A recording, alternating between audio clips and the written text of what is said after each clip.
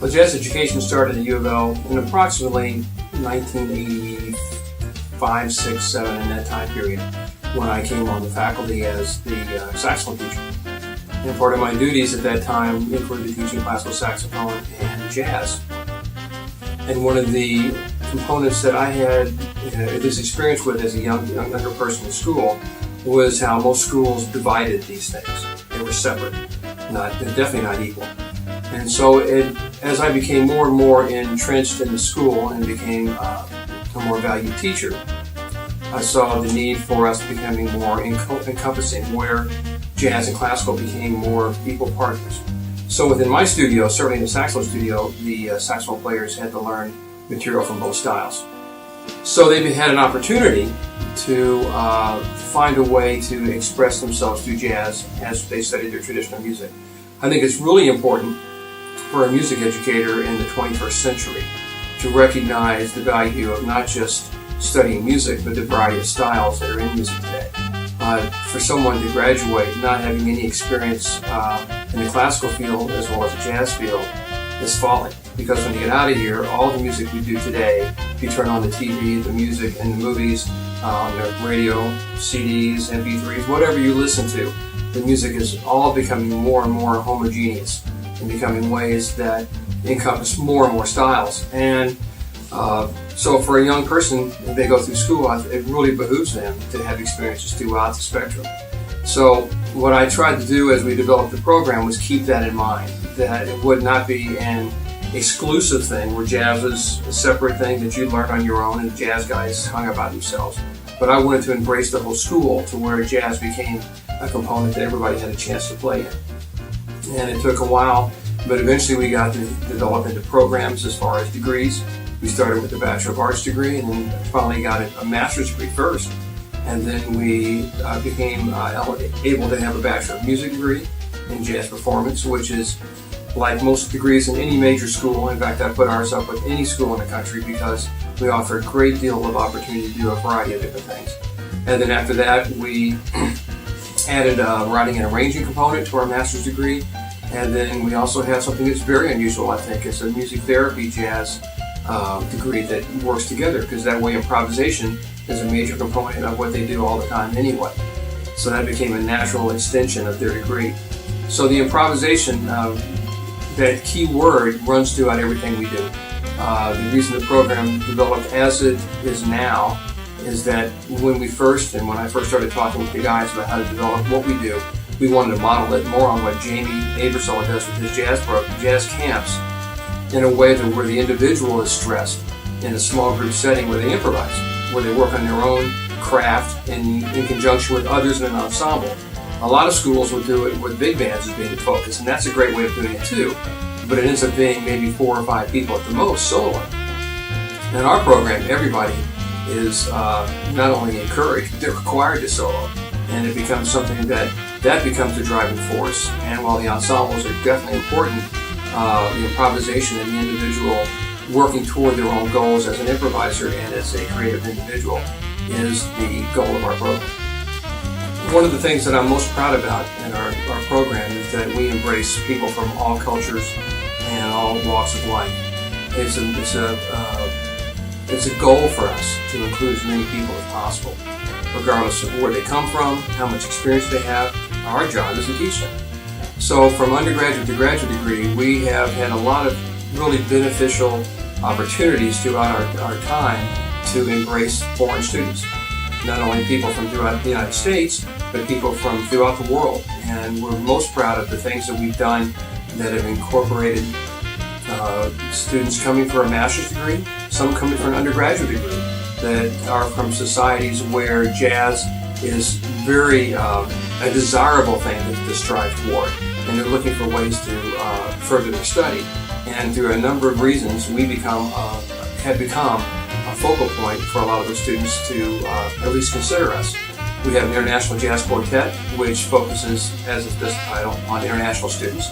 We've had students from Brazil, now Ecuador, Russia, England, Canada, Colombia, a lot of different places people come. And we've had grants through the UofL World Leadership Program through Russia Students have come here from there, and ours have gone to Russia.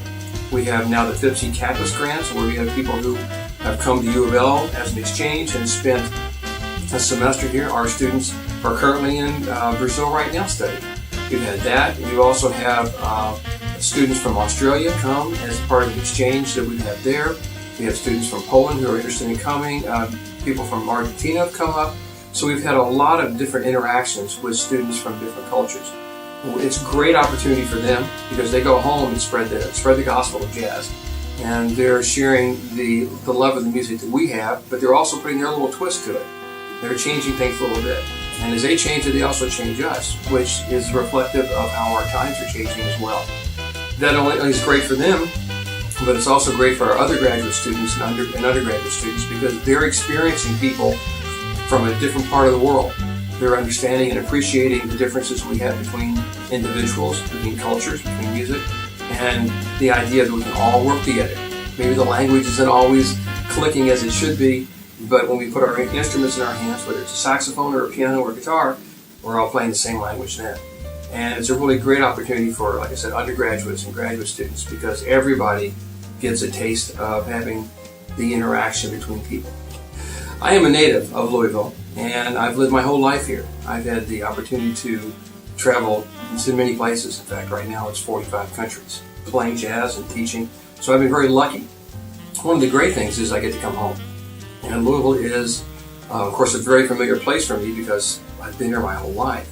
But what's great about it is the opportunities that not only affords people within the community, but people who are from out the community coming into our little city. It's not that little anymore, it's over 1 million people. What happens for them is that there's so many opportunities culturally. They can hear symphony, they can go to ballet, they can go to the opera, they can hear jazz. There's all kind of things that they can experience. There's a youth movement here where there's a lot of new music being created by people that don't ever get to come together unless they have this synergy when they come to a certain location. So Louisville's a nice place to be because there is a lot going on, and I do think that the people in our community embrace people from other parts of the world, other cultures, other races. They aren't afraid of having that type of interaction become part of the norm and not part of the unusual. And I think that what we do as a program is we try to enhance that and embrace it because it only enhances us. And when our students go out and play and when they interact with other individuals, they're doing the same thing. And the great part about it is I often go to other countries and see students who are graduates from our program. I get to see them spreading the word in their culture. Like going to Brazil, I get to see people who are running programs there that are from our program. And so the University of Louisville is not an unusual word or a term or a school, but it's something they are all familiar with because so-and-so went to school there and they studied with this individual, that individual. So it's really become a way for us to kind of draw these things toward us, and then yes, we also go out from there as well. Our students have traveled overseas and played, like I said, in Russia, in Estonia, in Brazil, Argentina. I've gone to Poland, we've gone to England, Scotland, a variety of different places. Other schools do that too. And it's something that we've become more and more familiar with in different institutions. But it's something that almost all of our students at some time while they're here will have the opportunity, whether they go or not, is their choice, but have an opportunity to go somewhere else and play and perform and experience what it's like being outside of the United States, outside of Louisville. Then they come back and then they'll recognize just how valuable the experience they are getting both in Louisville but throughout the school. One of the other highlights we have with our program that, again, I'm most proud about is the opportunity for our students and our faculty and our community to interact with masters of the music. We've had many great people come from Louisville. It's again, a smaller city than, say, New York or Los Angeles, Chicago, but people such as Jimmy Rainey, Helen Humes, a number of Jonah Jones, and other people have come, many years ago and helped formulate this music.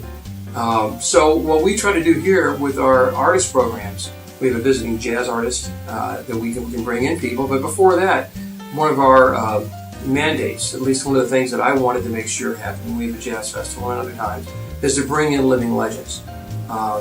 As a player myself, as somebody who always wants to hang out with people, and I've been fortunate to be able to do that many times in and out of school, I wanted to bring those opportunities to our students and to our community. So when we started the Jazz Fest, and first it was Jazz Week, I said, well, who can we bring in? Who's who's going to be exciting, who's going to be somebody we want to listen to. And it became real apparent that we really wanted to honor and pay homage to the tradition. So we've had so many great people here that it's amazing. On the website, you'll find a list of all of our artists and hopefully some photographs and maybe some sound clips as well. But everybody from Elvin Jones and McCoy Tyner from the great quartet of John Coltrane to Dave Brubeck, Paquito de Rivera, we've had Ray Brown. I mean, the list goes on and on and on. And it's one of the things that is really great for our students, because when these artists come on campus, they just don't go on stage and talk to us or talk at us. One of the things that we have them do is perform with our students in either big band or small group setting. They'll spend days on end, possibly interacting with groups of students or individually in master classes and different types of teaching situations. So what happens is we have all these people that are coming through, and our students, and when you only have as many as 30 to 50, these guys are getting, these young ladies and men are getting to run, rub elbows right next to, someone like a Ray Brown, or someone like a Wynton Marsalis, or someone like an Ahmad Jamal. I mean, it's been, just a whole list. And please do look at the list of individuals, because it is something that we will not only be proud of, but continue to expand, because that's one of the things that we really want to do.